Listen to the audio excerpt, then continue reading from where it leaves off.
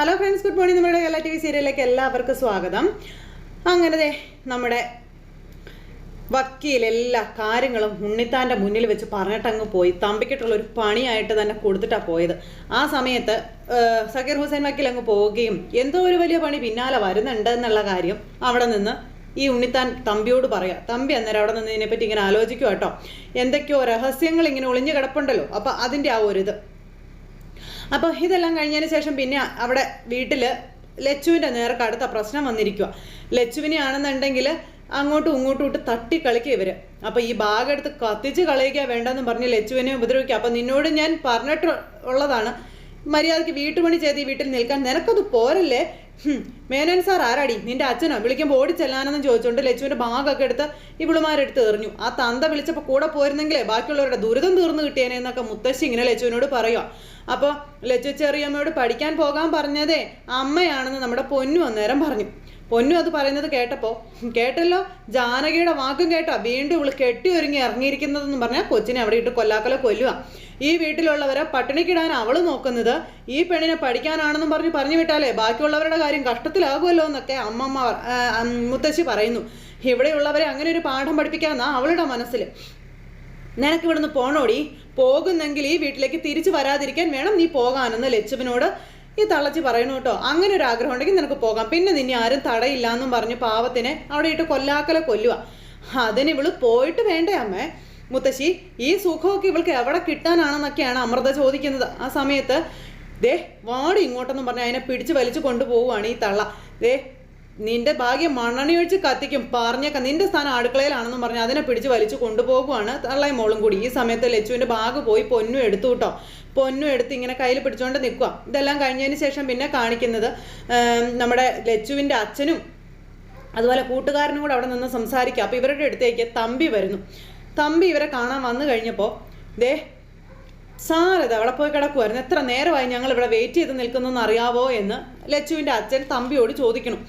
ആ സമയത്ത് താൻ പറയുന്നിടത്തൊക്കെ പറയുന്നത് പോലെ വരേണ്ട കാര്യം എനിക്ക് ഉണ്ടോടോ എന്ന് ചോദിച്ചു. രാഘവ, നിനക്കെന്തെങ്കിലും പറയാനുണ്ടായിരുന്നെങ്കിൽ അത് ഫോൺ വിളിച്ച് പറഞ്ഞാൽ പോരായിരുന്നോടാ എന്ന് ചോദിച്ചു തമ്പി. തമ്പി സാറിന് ഈ വിഷയത്തിൽ നിന്ന് അങ്ങനെ ഒഴിഞ്ഞു മാറാനൊന്നും പറ്റത്തില്ല. ഞാനിങ്ങനെ കടിച്ച പാമ്പിനെയും കെട്ടിപ്പിടിച്ചുകൊണ്ട് നടക്കുന്നതിൻ്റെ കാരണം അത് തമ്പി സാർ അത് മറക്കരുതെന്ന് പറഞ്ഞപ്പോൾ ഒടക്കൻ്റെ ലൈനാണല്ലോ രാഘവ, അതും തമ്പിയുടെ അടുത്ത് വേണ്ട കേട്ടോ എന്നും പറഞ്ഞ് രാഘവനെ തമ്പി പേടിപ്പിക്കുന്നു.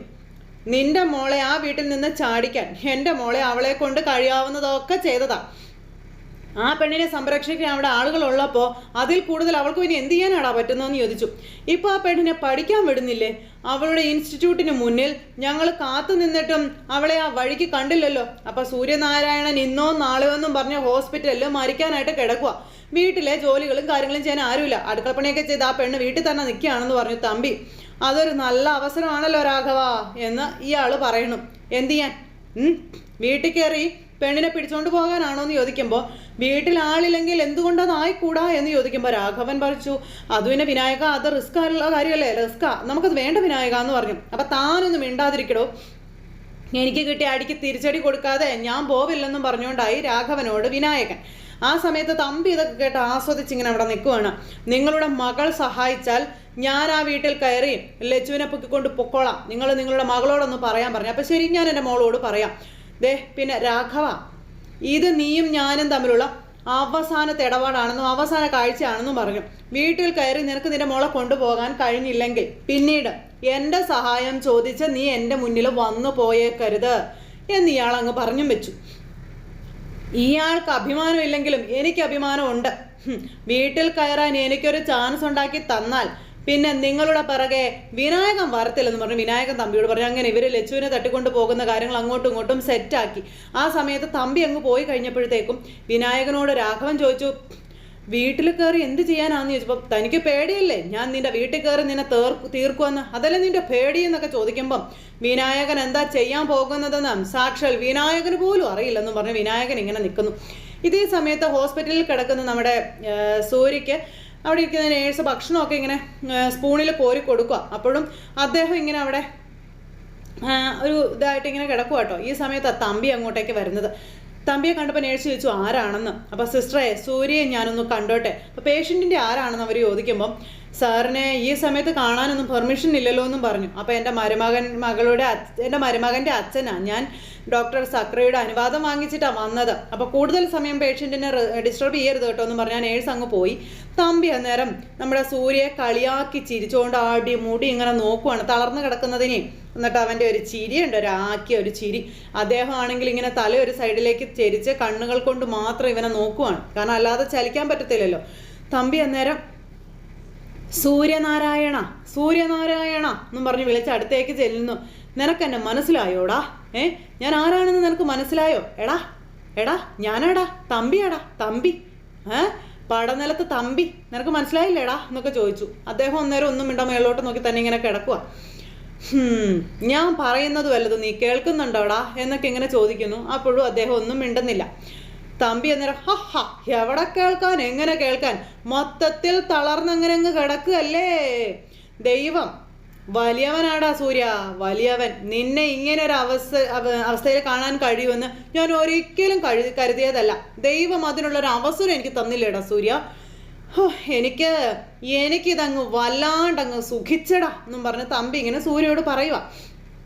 നിന്നെ വീഴ്ത്താൻ അടവ് 18 പയറ്റിയവനാണടാ ഞാൻ. 2 തവണ നിന്നെ തീർക്കാൻ കൊട്ടേഷനും കൊടുത്തതാണ്. പക്ഷേ അന്നൊന്നും ഇതിന് സാധിച്ചില്ല. ഇന്ന് എനിക്ക് സന്തോഷമായടാ. നിന്റെ തണലിൽ വളർച്ച മുരടിച്ച് ജീവിതം വല്ലാണ്ടായി പോയവൻ്റെ പക നിനക്കറിയില്ലേടാ എന്നൊക്കെ ചോദിച്ചു തമ്പി. നിന്റെ ബിസിനസ് സാമ്രാജ്യം തകർക്കാൻ വേണ്ടി തന്നെയാടാ ഞാൻ എൻ്റെ മോളെ ലണ്ടനിൽ അയച്ച് ബിസിനസ് പഠിപ്പിച്ചത്. അപ്പോഴും ഞാൻ അറിഞ്ഞില്ലല്ലോടാ നിന്നെ തകർത്ത് കളയാൻ ഇതിൻ്റെ ഒന്നും ആവശ്യം ഉണ്ടായിരുന്നില്ല എന്ന്. ലണ്ടനിലേക്ക് അയച്ച നേരത്ത് എൻ്റെ മോളെ നിന്റെ വീട്ടിലേക്ക് കെട്ടിച്ചയച്ചാൽ മതിയായിരുന്നല്ലോടാ എന്ന് എന്ന് പറഞ്ഞ് തമ്പി ചിരിക്കാം. അളകാപുരി കുളം തോണ്ടുമെന്ന് ശപഥമെടുത്ത് എൻ്റെ മോൾ അങ്ങോട്ടേക്ക് പുറപ്പെടുമ്പോൾ ഞാൻ ഇത്രയൊന്നും കരുതിയില്ലടാ എന്നും പറഞ്ഞുകൊണ്ട് തമ്പി ഇരുന്ന് സൂര്യയോട് പറയുന്നു. നിന്റെ മോന്, നിന്റെ പ്രിയപ്പെട്ട അഭിമോന് അവള് ഒന്നും അല്ലാതെ കയറി കയറ്റിയില്ലേടാന്ന് ചോദിച്ചു.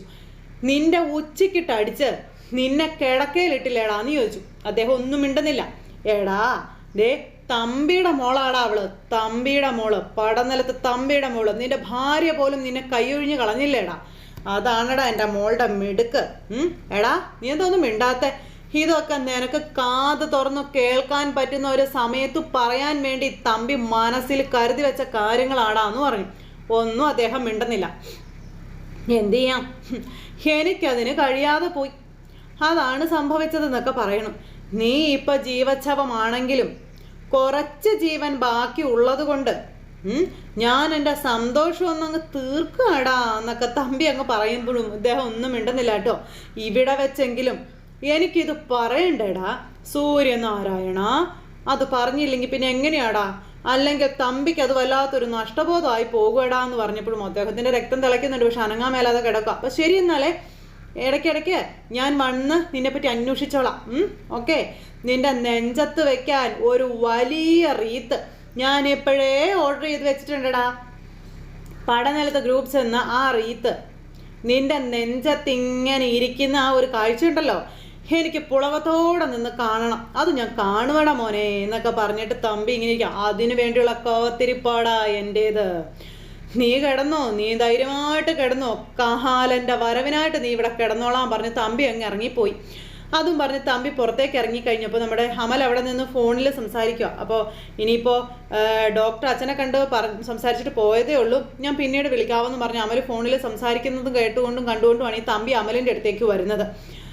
അപ്പോൾ ശരിയെന്നും പറഞ്ഞ് അമൽ ഫോൺ കട്ട് ചെയ്ത് തിരിഞ്ഞ് നോക്കുമ്പോൾ കാണുന്ന തമ്പിയെ. ഡാ മോനെ എന്നും പറഞ്ഞൊരു വിളി. ഞാൻ സൂര്യയെ കണ്ടിട്ടാടാ വരുന്നത്. കഷ്ടമായി പോയല്ലോടാ മോനെ, ശത്രുവിന് പോലും ഇങ്ങനെ ഒരു ഗതി വരുത്തല്ലേ ദൈവമേ എന്നും പറഞ്ഞ് തമ്പി. നിന്റെ അച്ഛൻ്റെ കിടപ്പ് കണ്ടപ്പോഴേ ഞാൻ അതാടാ പ്രാർത്ഥിച്ചതെന്ന് പറയുമ്പോൾ ഞങ്ങളുടെ പ്രാർത്ഥനയും അത് തന്നെയാക്കളെ. ഞങ്ങളുടെ അച്ഛന് വന്ന വിധി ഞങ്ങളുടെ ശത്രുക്കൾക്ക് പോലും വരുത്തരുതേ എന്ന്. അതേടാ, ഇതൊക്കെ ദൈവം കൊടുക്കുന്ന ശിക്ഷയല്ലേടാ മോനെ. അങ്ങനെ ഒരു ശിക്ഷ നിന്റെ അച്ഛനും കിട്ടി എന്ന് തമ്പി അമലിനോട് പറയണു. എടാ, നമ്മളിപ്പോൾ ബന്ധുക്കളൊക്കെ ആണെങ്കിലും ദൈവത്തിൻ്റെ കണക്ക് പുസ്തകത്തിലുള്ളതേ പെട്ടെന്ന് അത് വെട്ടാനോ തിരുത്താനോ നമുക്ക് കഴിയോടാന്ന് ചോദിച്ചു. നിന്റെ അച്ഛൻ കാരണം ജയിലഴി എണ്ണീട്ടുള്ളവനാണ് ഈ ഞാൻ എന്നൊക്കെ പറയുമ്പോൾ അങ്കിളെല്ലാം ദൈവത്തിൽ കൊണ്ടുവയ്ക്കാനായിട്ട് ശ്രമിക്കേണ്ട. ദൈവത്തെ പോലും പേടിയില്ലാത്ത അങ്കിള് എന്നു മുതലാ ദൈവത്തിനെ പേടിക്കാൻ തുടങ്ങിയതെന്ന് അമൽ തിരിച്ച് അവനോടൊരു ചോദ്യം ചോദിച്ചു. അങ്കളിൻ്റെ മോൾ ഒറ്റ ഒരുത്തിയല്ലേ ഇതിനൊക്കെ കാരണക്കാരിയെന്നും ചോദിച്ചു. തമ്പിയുടെ ആപ്പീസ് കൂട്ടിക്കൊടുത്തു നമ്മുടെ അമൽ. ചെന്ന് കയറിയ വീട്ടിൽ ജീവിക്കാനല്ല അങ്കിള് മോളെ പറഞ്ഞു വിട്ടതെന്ന് ആർക്കാ മനസ്സിലാവാത്തതെന്ന് ചോദിക്കുമ്പോഴും തമ്പി പല്ലുറുമി നിൽക്കാം. ആ വീട് കുളം തോണ്ടി കാണാൻ അച്ഛനും മോളും ആഗ്രഹിക്കുന്നതെന്നും പറയുന്നത് നമ്മുടെ അമൽ. അല്ലെന്ന് അങ്കിളിന് പറയാൻ പറ്റുമെന്ന് ഇപ്പം പറയാടാ, പറ, എൻ്റെ മോള് ചെയ്ത് തെറ്റെന്താണ് നീ എന്നോട് പറഞ്ഞു താടാ. സൂര്യ ആദ്യ ബന്ധത്തിലെ മകനും അതുപോലെ തന്നെ അവൻ്റെ ഭാര്യയ്ക്കും രഹസ്യമായിട്ട് ഭൂമി വാങ്ങിച്ചു കൊടുത്തത് അവള് പുറത്തു കൊണ്ടുവന്നതാണോടാ അവള് ചെയ്ത തെറ്റ്? അങ്ങനെയുള്ള രഹസ്യങ്ങൾ അറിഞ്ഞിട്ടും മിണ്ടാതെ നിൽക്കുന്ന ഒരു ഭാര്യയാണോടാ നിനക്ക് വേണ്ടത്? പിന്നെ നിന്റെ ഏട്ടൻ്റെ ജന്മരഹസ്യം പുറത്തു കൊണ്ടുവന്നതോ? അത് മഹാ അപരാധമായിട്ടുള്ള കാര്യമാണോടാ? വലിയ ചതിയല്ലേടാ നിന്റെ അച്ഛൻ നീ ഉൾപ്പെടെയുള്ള മറ്റു മക്കളോട് ചെയ്തുകൊണ്ടിരിക്കുന്നതെന്നൊക്കെ ഇങ്ങനെ ചോദിക്കുമ്പോഴും അമലൊന്നും മിണ്ടുന്നില്ല. എടാ, നിന്നെ പോലെ എൻ്റെ മോളും ബുദ്ധിയില്ലാത്തവളായി ജീവിക്കുന്നത് കാണാനാണോടാ നീ ആഗ്രഹിക്കുന്നത്? എടാ, നീ ഇപ്പോഴും ഒന്നും പഠിച്ചിട്ടില്ലടാ, ഇനി പഠിക്കേയില്ല. നിന്നേക്കാളും ബുദ്ധി ഇപ്പം അജയ് കാണിക്കുന്നുണ്ടെന്ന് പറയുമ്പോൾ എന്ന് പറഞ്ഞ് നിൽക്കും അമല്. എൻ്റെ മോള് മനസ്സ് വെച്ചത് കൊണ്ടാണ് നീ ഇപ്പോൾ ഓഫീസിൽ പോയി CIയുടെ കസേരയിൽ കയറി ഇരുന്ന് ഇങ്ങനെ ഞെളിഞ്ഞ് കറങ്ങുന്നത്, മനസ്സിലായോടാ എന്നൊക്കെ തമ്പി അമലിനോട് ചോദിക്കുന്നുണ്ട്.